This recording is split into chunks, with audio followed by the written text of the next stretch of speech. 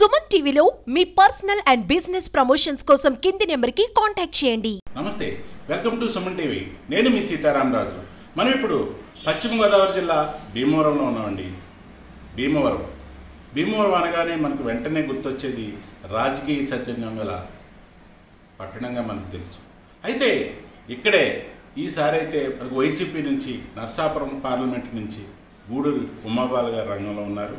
అయితే ఈ ఫ్యామిలీ కూడా మొదటి నుంచి రాజకీయంగా చైతన్యం ఉన్న ఫ్యామిలీ.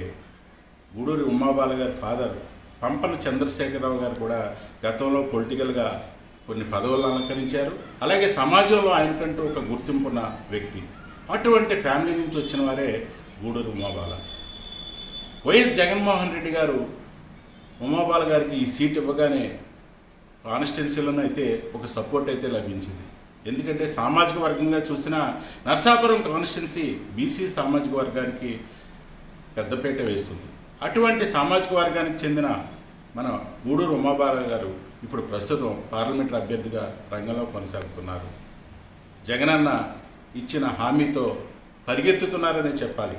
అభ్యర్థులను కలుపుకోవడంలో కానీ ప్రజల్ని కలుసుకోవడంలో కానీ ముందున్నారు.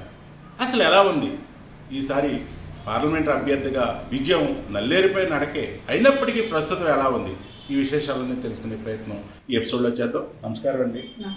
ఎలా ఉందండి? పార్లమెంట్లో తిరుగుతున్నారు, ఎలా ఉందంటారు రెస్పాన్స్? స్పందన చాలా బాగుందండి. మొట్టమొదటిసారి మరి నర్సాపురం పార్లమెంట్ని ఒక బీసీ మహిళకి కేటాయించడం పట్ల చాలా సంతోషం వ్యక్తం చేస్తున్నారు అందరూ. అయితే ఇప్పుడు మీరు సాధారణంగా మనం 7 కాన్స్టిట్యున్సీల్లో సిట్టింగ్ ఎమ్మెల్యేలు వైసీపీ నుంచి అయితే 5 ఉన్నారు. ఎలా ఉందండి వాళ్ళ సపోర్ట్ ఎలా ఉందంటారు? నేను వైఎస్ఆర్ కాంగ్రెస్ పార్టీ ఆవిర్భవించక ముందు నుంచి కూడా ఈ ఉమ్మడి జిల్లాకి పశ్చిమ గోదావరి జిల్లా వైఎస్ఆర్ కాంగ్రెస్ పార్టీ మహిళా అధ్యక్షురాలుగా ఉన్నాను. ఇప్పటి వరకు కూడా నేను మళ్ళీ నూతనంగా ఏర్పడిన పశ్చిమ గోదావరి జిల్లాకి మహిళా అధ్యక్షురాలుగా ఉండడం, గతంలో కూడా కాంగ్రెస్ పార్టీలో ఉన్నప్పుడు రాజశేఖర రెడ్డి గారి హయాంలో ఎమ్మెల్యేలుగా చేసిన వారే ఈ రోజు కూడా మా జిల్లాలో 5 ఎమ్మెల్యేలు వారు రాజశేఖర రెడ్డి గారి సమయం నుంచి కాంగ్రెస్ పార్టీ నుంచి ఉన్నారు. దానివల్ల నేను కూడా రాజశేఖర రెడ్డి గారి టైంలోనే మరి అప్పటి నుంచి రాజకీయాల్లో ఉండడం, 2000లో భీమవరం మున్సిపల్ చైర్మన్ గా పోటీ చేసినప్పుడు వీరందరితో కలిసి పనిచేయడం, దానివల్ల నాకు అందరితో కూడా మంచి పరిచయాలు సత్సంబంధాలు ఉన్నాయి. అవన్నీ ఈ రోజు చాలా నాకు ఉపయోగపడుతున్నాయి. ఇంకా మిగిలిన ఉండి అభ్యర్థి పాల్గొల్ల అభ్యర్థి గుడాల గోపి గారు, పివిఎల్ నరసింహరాజు గారు కూడా మాకు ఇక్కడ స్థానికులు, మాకు చిన్నప్పటి నుంచి కూడా పరిచయం వ్యక్తులు అవడంతో ప్రతి ఒక్కరూ కూడా వారింటి అమ్మాయిగా నన్ను ఆదరిస్తూ చాలా చక్కగా వారి సపోర్ట్ని అందిస్తున్నారు నాకు. అయితే మేడం, ఇప్పుడు సాధారణంగా ప్రభుత్వం అయితే ఈసారి గత 5 ఏళ్లుగా కూడా ఎన్నో పథకాలు, ప్రజా సంక్షేమం యొక్క పథకాలన్నీ ప్రవేశపెట్టారు, అమలు చేశారు కూడా. ఈ పథకాల ప్రభావం ఈ విజయంపై ఎలా ఉంటుందంటారు? లబ్ధి పొందిన వాళ్ళు ఎవరు కూడా ఆ మేలుని మర్చిపోరండి. మన గోదావరి జిల్లాలంటే జనరల్ గా ప్రేమ పాత్రలు గోదావరి జనం వారు. చిన్న సాయం చేస్తేనే మర్చిపోయిన జనం అని మనకు పేరు. మరి ఈ రోజు ప్రతి ఇంటికి లక్షల్లో మరి లబ్ధి చేకూరింది సంక్షేమ పథకాల ద్వారా. అదంతా ప్రత్యక్షంగా మనం చూపిస్తున్నాం. ఈ రోజున అంత లబ్ధి చేకూరిన ప్రజలంతా కూడా వారి రుణం తీర్చుకుని ఓటు ద్వారా మళ్లీ జగన్మోహన్ రెడ్డి గారిని ముఖ్యమంత్రిని చేసుకుంటే ఖచ్చితంగా ఇంకా ప్రతి కుటుంబం కూడా ఆర్థికంగా అభివృద్ధి చెందుతాము అని ఆస్తి ఎదురు చూస్తున్నారు. అంతేకాకుండా మరి ఎన్నికల దగ్గరికి వచ్చిన సమయంలో జగన్మోహన్ రెడ్డి గారు తీసుకున్న సామాజిక సమీకరణలను కూడా అంతకన్నా ఎక్కువగా స్వాగతిస్తున్నారు. గతంలో ఎప్పుడు కూడా ఈ సంక్షేమ పథకాలనే ఎక్కువగా ప్రజలు ఆదరిస్తారనే మాట ఉంది.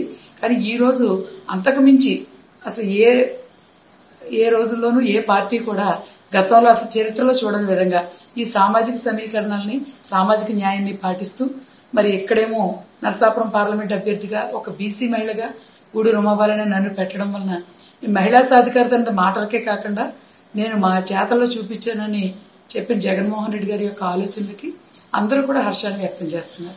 సాధారణంగా మన ప్రాంతం అంతా కూడా ఇంచుమించు నర్సాపురం కాన్స్టిట్యున్సీ అంటే పశ్చిమ గోదావరి జిల్లాగా ఏర్పడిన తర్వాత మన ప్రాంతం అంతా కూడా ఆక్వాకి సంబంధించి ఎక్కువ ఉత్పత్తులు ఇక్కడ నుంచి విదేశాలకు రవాణా, అలాగే వ్యవసాయ ఆధారిత భూములు కూడా ఇక్కడ ఎక్కువ ఉన్నాయండి.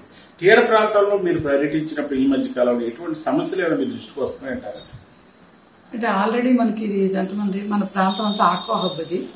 మరి ఇక్కడ మనకి నర్సాపురంలో మనకి హార్బర్, ఫిషింగ్ హార్బర్ ని ఏర్పాటు చేస్తున్నారు ఆల్రెడీ. దాని గ్రాంట్స్ కూడా ఉన్నాయి. అలాగే ఎప్పటి నుంచో మరి తీర ప్రాంత ప్రజల కలైన వశిష్ఠ వారధి మరి ఇక్కడ ఈ వశిష్ఠ వారధి కాకుండా ఈ పేరుపాలెం బీచ్ టూరిజం స్పాట్ గా అసలు మన జిల్లాలో పేరుపాలెం బీచ్ రూపురేఖలే మారిపోయినాయి. ఇవన్నీ కూడా తీర ప్రాంత ప్రజలు గతంలో దర్బరేవు భూములు లేకపోతే కాళీపట్నం భూములు వీటన్నిటి సమస్య కూడా పట్టాలని పంపిణీ చేయడం ద్వారా ఆ ప్రాంత ప్రజలు ఎంత కాలంగానో ఎదురు చూస్తున్న కళ నెరవేరింది.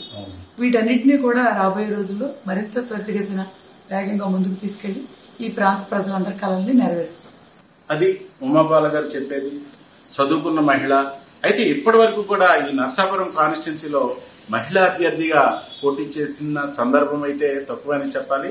ఎప్పుడు కూడా ఈ కాన్స్టిట్యున్సీలో ఆధిక్యత ఎక్కువ ఉందని చెప్పాలి. ఈసారి అయితే ఉమాబాల గారు వైఎస్ఆర్ పార్టీ తరఫున పోటీ చేస్తున్నారు.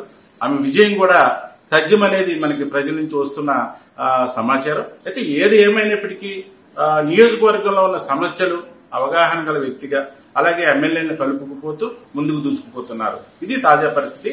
మరో ఎపిసోడ్ తో మేము ముందుంటా. Please subscribe Suman TV.